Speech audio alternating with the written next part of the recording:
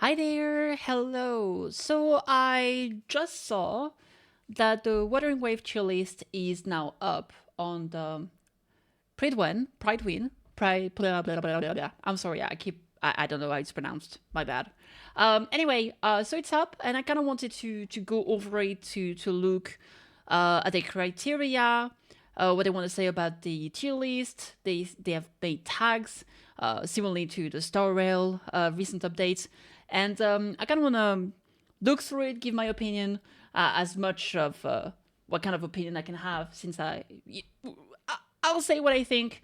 Yeah, I'm kind of excited about this. So let's have a look.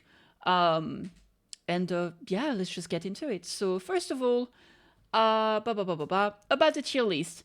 This tier list assesses characters based on the combat potential in Wuthering Wave, current most demanding content tower of adversity TOA. I kind of read that already, and essentially what they're saying is that they are basing this on how good the characters are for tower adversity. This is not the hardest game mode in Wuthering Waves. The hardest part is going to be the boss encounters, right? With the holograms.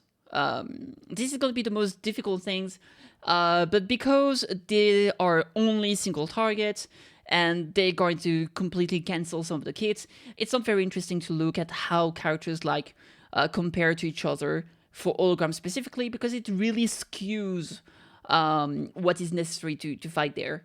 Also, they're considering the skill selling. They're considering how good the character is at like the most. If you play them the most efficiently possible, right? They kind of go through the criteria for each roles. So like how good you are, how good the character is, what's the rotation, etc., etc. I recommend to give it a look. I'm not gonna go over everything here because it's gonna take a lot of time. But essentially, it's like okay. So first of all, I think we can read those one because I think they're very interesting. All characters are assumed to be utilized in their full best three-man team, played with optimal rotations without mistake, using best echo main set and correct energy regen values. All characters are using maximum level gold rarity echoes. All echo main stats are considered to be best in slot for the character's build. Each echo used by character is assumed to have. Essentially, they assume your character is well built, almost maxed out. Your echoes have at least close to a 50-50 good substats and random substats. So this is good, but not the absolute top tier build for the end game, right? They're also not considering sequences 0, except the Spectral Rover, because that is, you're going to get it for free. Sorry, my cat is meowing in the background. And all the characters assessed with a certain level of weapons. So there it is. Yeah, for the rules, they're going to talk about like how difficult the rotation is going to be. Is there potential for mistake? What can be the damage for the best possible team? How flexible they are, how much they can support, etc., etc. It's a bit different for each category, but that's essentially the gist of it. So let's move on to tags now. And for tags, essentially the idea here is that they added tags and will give you an idea as to how they function. So ST means single target. Cleave means that they have some part of the kit that deal a small radius. Their attack has a radius, has a small AoE, so they can hit multiple enemies, but not all the time. AoE means that a large portion of the kit can attack all enemies, or at least a very large area. Heal, obviously they can heal themselves or heal others, and they also have a kit that can trigger the 5-piece rejuvenating glow set bonus. So essentially, they can trigger some amount of sustain. Shield, they can apply shield to themselves or to the entire team, or provide some kind of defensive buffs. Any way that can increase your survivability. Cord means that the character can perform coordinated attacks consistently. So a major portion of the kit can provide damage support, supporting or utility benefits of field. Multi-role. Multi-role is mean to say that if you build a character a specific way, they can fit into a different category than the one they put on the tier list. Even if it's not the usual build. Let's say, for example, Welt in Star Rail. He can be seen as a sub DPS, and if you build in a specific way in a specific team composition, he can be considered a quote-unquote sustain. Cancel. Character needs or is widely considered to be far more powerful with the use of switch cancelling to enhance their performance. Switch cancelling, I figure this is interesting to say because it's a bit more specific to this game compared to what we have in the gacha genre. And essentially, there's a lot of abilities that you can cancel, which is not rare, but because of the way that the outro intro sequences functions, you can switch out of your character when you begin the animation to cancel it and go into the field with the next unit, but your previous unit is going to still be on the field casting their attack, which will obviously increase the amount of damage that you can do and overall the power of your team. So sometimes you can actually have like 2 units on the field fighting at the same time, one that you control and one that is still finishing the animation of the previous attack that you switched out of, essentially. Ulti, the character is ultimate-centric, so without your ultimate, generally you're way weaker. Hard, that's a character that tends to be more punishing, or that very strict damage window. Essentially, it's like, this is gonna be tough if you're a novice. It can make the character worse. If you're very, very good, it can actually potentially bump it up a tier. That's the idea. Risk, the character is hard to play, or very punishing. If you mess up, you're gonna die. So there it is. Okay, so we are going to look at the tier list, and I'm gonna give what I think of the character quickly. Well, quickly is a big word. It's gonna take a while, I think. So first of all, I'm just gonna go top to down, left to right. So let's get to it. So first of all, we have Jian. So Jian is gonna be the first limited character. He's a Aero 5-star. And we can see the tag as AoE and ult. I think, I do agree with this. I think currently he's going to be probably he cannot represent what being a main DPS is. I think he's pretty comfy to play. He has a lot of damage. He has a lot of AoE. He has some amount of grouping as well. I think he's pretty straightforward. He's just a nice character. That said, what I will say is that because he's ultimate-centric, you need to make sure, like, you have to play around his ultimate, and once you do the ultimate, it feels very nice, but outside of his ulti, he kind of has that downtown phase, and it's not the best, I suppose. It feels a bit worse. But I mean, I don't think it's too much of a big deal, but it's just like, yeah, you gotta take that into consideration. He has definitely a burst window when he's gonna be very good. But you're gonna have to make sure that you have enough energy regen on him for your gear, and that he will definitely feel better. I don't think it's a bad character at all, obviously. I think he's a very good character, but you gotta keep that in mind, I suppose. If you don't want to play around the ultimate of a character, it's not going to be for you, essentially, because he really relies on it. So yeah, obviously, I will say also, because he's like the first banner DPS character, that would be the kind of character that gets power creep pretty fast, unfortunately. So yeah, especially if he has like a glaring quote-unquote issue. But yeah, I think he still looks cool. The dragon is nice, and I think he will offer a lot of comfort for new players. Next, we have the beautiful, beautiful Yinlin. So Yinlin, we see that she has AoE, so she does a lot of AoE damage. She can hit everything. She has cancel, which means that she is better if you can play, or if you can use the tricks of canceling her animation and switching her in and out with other character. And she's actually very, very good with Calcharo specifically. And if you weave them in and out well, they're gonna deal an insane amount of damage. She has also coordinate here because she's able to do a lot of damage outside of being on the field directly. And she can also buff electro damage and stuff like that. So I think she's very good. What I think is very interesting with her is that she has very good damage, but also she has very, very, very good support abilities. So she's a very good hybrid. That's why I think they're using hybrid, which in my opinion is a good way to go about it. It's not like main DPS, sub DPS. It's more like you can kind of provide a good middle ground. And I think you can play her as a main DPS if you want, but I think what's really interesting here is that in the future, because of her supportive abilities, I feel like she's gonna suffer less from power creep because she can be played as a support. So you can use her to support potential future electro DPS. So that's very good for her. So yeah, in general, I think she's a great pickup. Obviously, she's a second character that's going to be on the Rater banner, so you're going to have to wait potentially 3 weeks before you can get her. I will say that if I had to really say what her cons would be, I would say that it's like you got to master her abilities.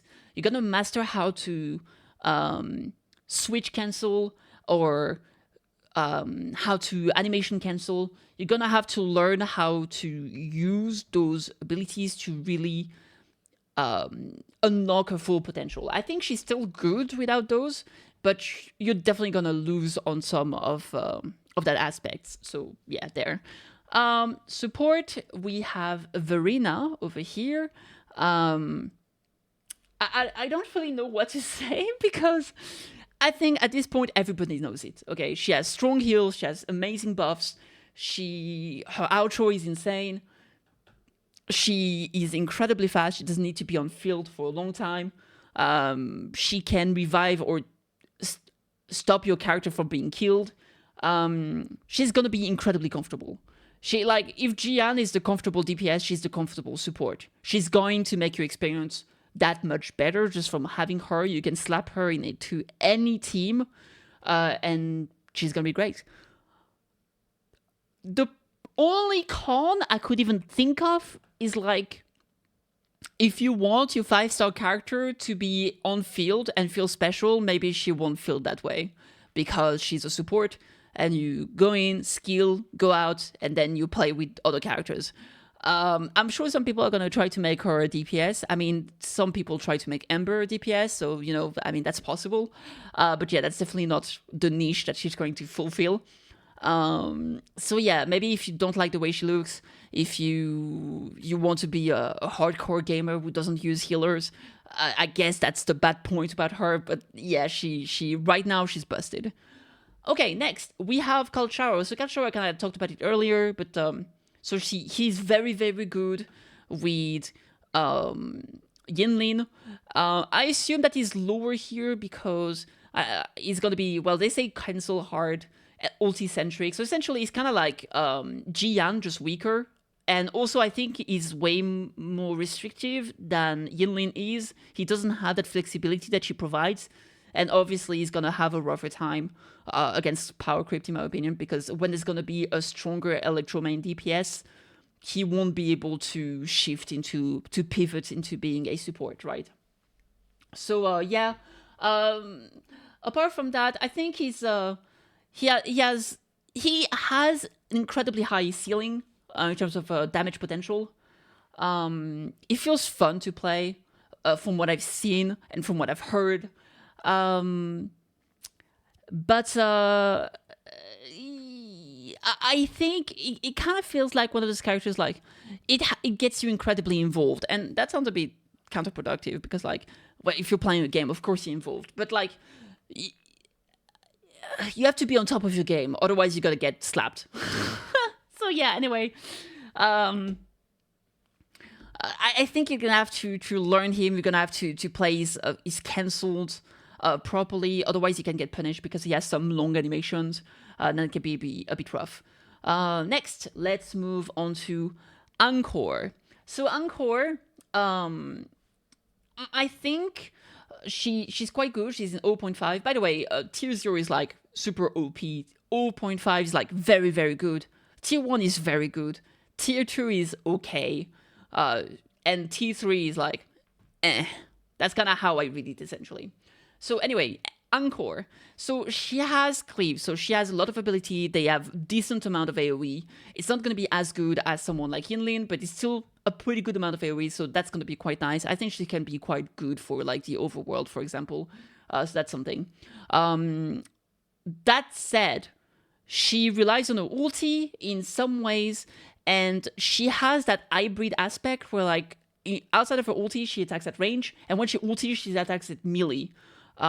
She also has some very long animations, so you need to learn how to cancel those or switch to other characters during those animations, and that can demand a bit of getting used to. Same with her ultimate, and it can feel a bit weird to go from range to melee. I've heard a lot of people say that it feels kind of clunky. Also, one of her problems is that as a range unit, she does not have access to a parry outside of her ultimate. So that's a bit rough. I know that you can jump and plunge to parry, but that's kind of awkward. So that feels a bit bad. But I don't think it's the end of the world. I do think that you're really gonna have to learn how to cancel her animations. And I think she can be very, very strong. Also, she's incredibly cute. Her sheep are awesome. So I think she's very unique compared to the other DPS so far. And I think she has the potential to be good. Also, I will say that one point that is that's a negative point about her, but that might be fixed in the future, is that she does not have a dedicated support, right? She does not have a support that will work for her. There is no current good fusion support or a support that can work for her, because Mortify is a hybrid unit, for example, but it doesn't buff fusion. I'll talk about him in a second. So yeah, essentially, I think she's good. I think she's fun. She's probably one of the characters I'm going to go for. But yeah, she can be a bit... I can definitely see why some people might not like her when they get their hands on her. Next, let's talk about Mortify. So the thing about Mortify, I do agree that he's very, very good. And the thing why I think he's so high here is that he's a direct support for Jian. The idea is that he can actually buff heavy attack. And Jian has this thing where, like, I think his ultimate transforms his attacks into a heavy attack. Something like that. I might be wrong, and I apologize if that's the case. And so, because obviously Jian is the best main DPS, Mortify just makes him incredibly powerful. He's very fast to act. You can get his Concerto super fast. He buffs tremendously his allies. He has some coordinated attack. He himself is single target, but it's not really a big deal as a hybrid unit here. And I think he has some very good potential when it comes to dupes. So there's some very, very, very good potential here. Now, if I had to say, from what I know, he has some pretty long ultimate cooldown. And I think you can't have 100% uptime on his buff. So yeah, you gotta be a bit careful. You need to make sure that you have enough energy regen. So yeah, I think he's a bit more restrictive in terms of like the gear you want on him, with the weapons and gear. He might need a lot of resources, which could be a downside to him. Next, we are going to tier 1. Okay. We have Danjin. The thing with Danjin is that, okay, everybody's gonna know her as the one character that could solo every single boss by herself with no one else in the team. The thing is that she is very high risk, high return. I'm sorry. She's very high risk, high reward, high return. She has, I think, the best dodge counter in the game. She has amazing parry. I mean, this is not going to be a Dark Souls, guys, okay? But this is like, she's the character that embodies that idea the most, in my opinion, or like a DMC, for example, where she is pure offense with super strong dodge counters, parry count. Like, she's very powerful if, of course, she doesn't get nerfed. Because I feel like for a 4-star, she might be very, very strong. Now, she's kind of rough to play in the sense that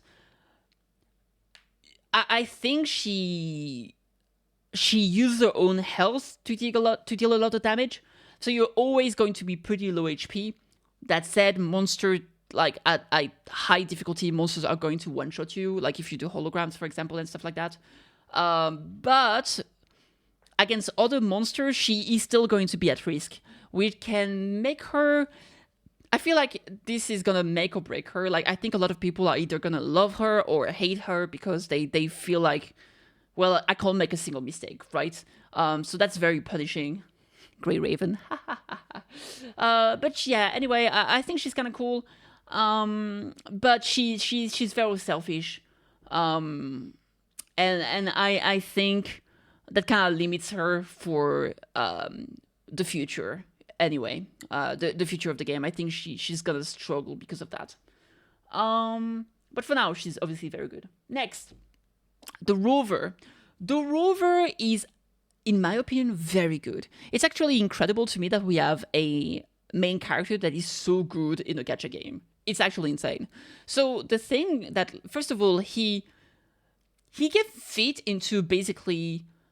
They can fit into multiple roles. I think you can build them as a main DPS. You can build them as a hybrid support. They're just comfortable to play. They can pretty much do anything. They're self-sufficient. They're just gonna bring value to your account. There is no reason for you not to build them.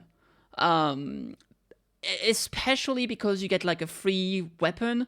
You get all of their sequences, so you can just get them their 5-star weapon, get all the sequences, and they're going to go to work.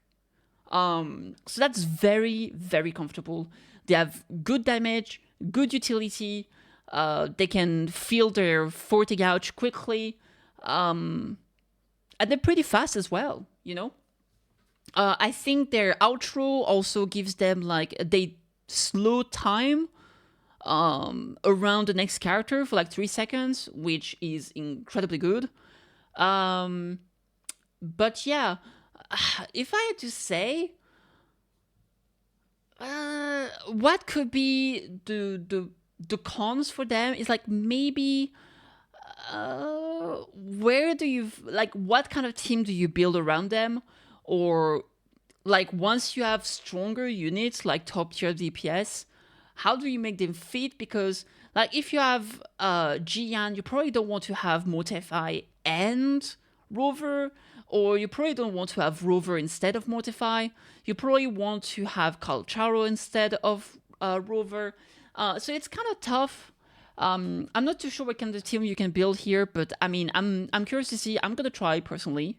And yeah, we'll see. Also, obviously, there's the potential of new element in the future. Currently, they have Spectro, but we know they're gonna get like Havoc, etc., etc. So it's gonna be interesting to see what they cook up essentially. Next, let's start moving a bit quickly because I'm taking too long.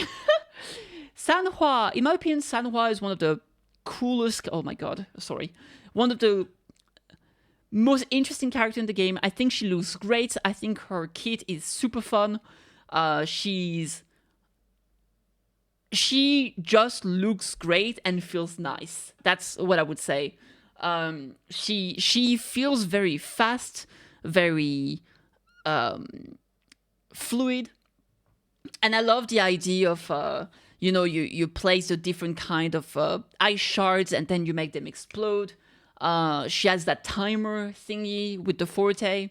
Essentially, when she charges for a heavy attack, she has a forte bar. You have a cursor moving left and right, and you have to let go of the charge attack when the cursor is inside a special zone, and then it will explode. It will explode all of the crystal, all of the ice around, which is very cool. That said, that can also be a con, in my opinion, because not everybody's going to be down for that. It's a big part of her kit, and if you fail it or don't like it, it's going to take away a lot of her potential damage. That said, she's free, and in my opinion, she has very, very high potential. We next have Baiji. Baiji is free as well. She's very good. She has support. She has healing. She's free to play. She has that Pokemon thingy. Now the only problem she has is that essentially she's not Verena. Because Verena is just better in everything. She's just better. That said, I think Baiji looks way better. That's her only real point over Verena, is that Baiji is very cool looking. I think she's very attractive. So there you go. I don't really have anything to say. It's like, if you don't have Verena, you build Baiji. That's it. Like, Baiji is the only other healer, really, that's like good. So you probably build her. There it is. Okay, nice. We are nice. Next, we have Chiksha. So Chiksha, she's a fusion pistol user. She's a main DPS. She's pretty easy to play. She seems pretty simple, pretty straightforward. She's fully ranged. And she can deal a decent amount of damage. Now, I think the problem with her is that she is fully single target. She's a range unit, so she can't parry. And the thing is that she stays a long time on the field, right? And that means it's going to be hard for her to be anything else than the main DPS. And even then, it's going to be rough because you can't really... If you want to make the most of her kit, you can't really switch her out that easily because her sequence is just too long. I mean, sequence, like her attack sequence, like her out-tag window, I suppose. Also, because she channels some of her skill attacks, skill combos, she can get interrupted. And that can really ruin your damage output, obviously. Next, let's talk about Lingyang. I don't really like Lingyang. It's not really my style in terms of like the way he looks and his weapons, and I just don't like him. That said, he has aerial combat. It's pretty cool. I think his game style is very, very unique. And I think he can feel very nice. He can feel very like a DMC. You can do a lot of combo. You can juggle your enemies. But that said, I think his damage is just not as good as other DPS in terms of like just pure damage. And I think the problem is that when he's in the air, like when you're on the ground, you can dodge twice. When you're like in a row, when you're in the air, you can only do it once. So I think the fact that you will have less ability to dodge and move in the air will make it feel a bit more restrictive, which is kind of counterproductive because it feels like, oh, if you're able to do combo in the air, then you have even more mobility. But in the air, you actually feel way more vulnerable, in my opinion. So yeah, I don't really, it's not for me. It's just not for me. I hope I don't get him. It's actually the only 5-star from the permanent banner I don't want to get. It's crazy. I feel like I'm gonna get him and I'm gonna be so salty, I swear to God. I'm considering, like, if I get him, maybe I'll just, like, restart my account. I don't know. Yeah, we'll see. I'll just bench him. But, like, I really don't want him, goddamn. Alright, next. Sorry for the hate. Next, we have Jianshin. So the thing with Jianshin, she's pretty good. And the thing is, she really feels like she has everything available, right? Technically, she can shield, she can heal, she can field multiple role. She has a lot of AoE. She has some grouping ability, which is very, very strong.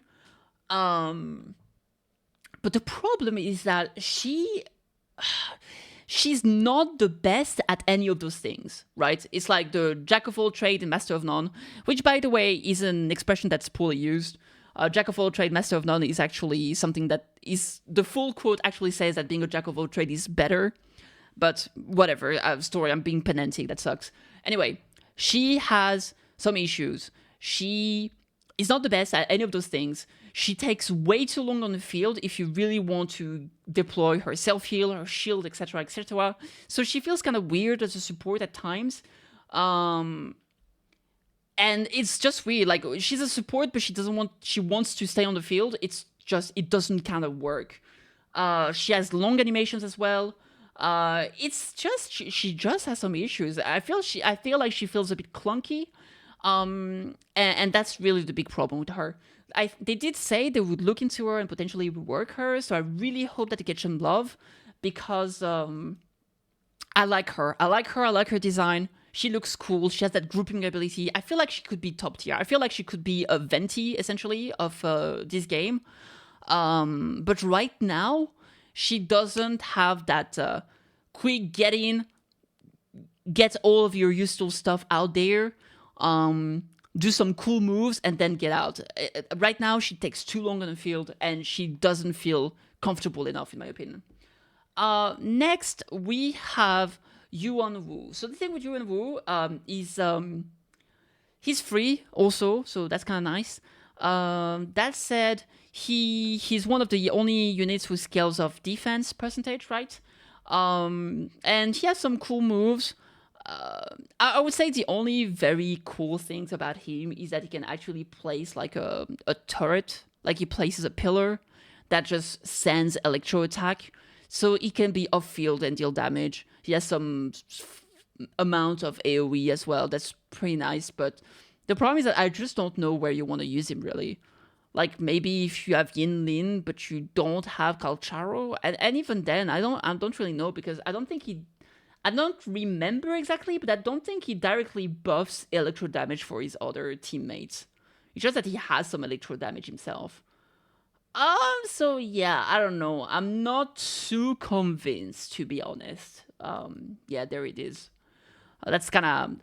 some of those characters, especially because I didn't get access to CBT, I can only give my opinion as a third person and how it looked and the feedback I got from other people, right? And I just didn't really get much out of him. I also don't think it looks cool. I think the fedora is stupid. It just gives me weird vibes, and yeah, there it is. All right, next. Yang Yang. So Yang Yang is kind of cool. I think she can be, yeah, she has multi-role. I was gonna say, I think she can be hybrid. I think she can be a support, but she can also be like kind of a, she can synergize with some characters pretty well. And I think she doesn't need to be on field for too long. She has nice, she can recover energy for your team. She has some grouping like Janshin, which is nice. She has it on a skill as well, I think. So I think overall she has great utility. She's free, which is kind of nice. I think the problem she potentially has is that she doesn't have good damage, and she doesn't have like she doesn't have good buff with her outro. It gives energy, which is nice, but that's it, right? And I think when she's a unit that's supposed to be a support or a hybrid, she's gonna struggle with that, because there's just unit that just buffs your damage, right? You have unit that can just buff your basic attacks, like Sanhua. You have unit that can buff your heavy attack, like Mortify, and it just feels like, when are you gonna put her in a team? And I think that's where she struggles. It's gonna be probably harder to make her function, but honestly, I do feel like she has potential. I feel like some people are probably gonna cook with her, because the grouping cannot be underestimated, in my opinion. Finally, we have two more characters, which is gonna be the T3. This is the A rank, right? And here we have Alto. So Alto, he actually has like, he kind of has decent damage. He has his taunt thing with his cloud thingy, with the mist he does. and he kind of has like that kiting gameplay, right? Also, I think he scales well from his sequences, like his dupes. Now, the problem, in my opinion, is that he does this thing when he places like pathway or gates, and you shoot through them to deal like more damage, or you have to go through it as well. And I feel like this is, I mean, it's kind of cool because it kind of makes it a mini game when you're playing with him, but also like this is more restrictive. And I think it can make it harder compared to just a straight up DPS that just have to button mash. And that doesn't mean he's necessarily bad, but I think you have to work way more for him to do decent amount of damage, right? And I think this is the aspect that makes him less attractive as a potential unit to put on your team, right? Finally, we have the last character here, and it is Tauki. The problem with her is that she's essentially a tank. And I know I'm not the first person who says it, but like she's a tank. And the thing is, like this game, enemies and more importantly bosses, they hit like trucks. And she's slow. And it's like, why do you have this character when like even her role as a tank is not gonna work because she's gonna get one shot? And she just feels kind of out of place, in my opinion. I hope they work on her to give her some more potential, or to allow her to actually exist. But yeah, she's like, she got isekai from somewhere or something. I don't know what happened, but yeah, anyway. That's what I think of all of those. I'm really sorry that ended up taking so long, but hey, thanks for watching. And yeah, I'll be streaming upon release. I'll be doing a long stream. For every 1 hour of stream, I'll be doing some giveaways. I'll be giving away 1 Lunite subscription per hour. I'll be giving away some battle passes and stuff like that. So join me on twitch.tv/KittyKathee, as well at discord.gg/KittyKathee. Bye!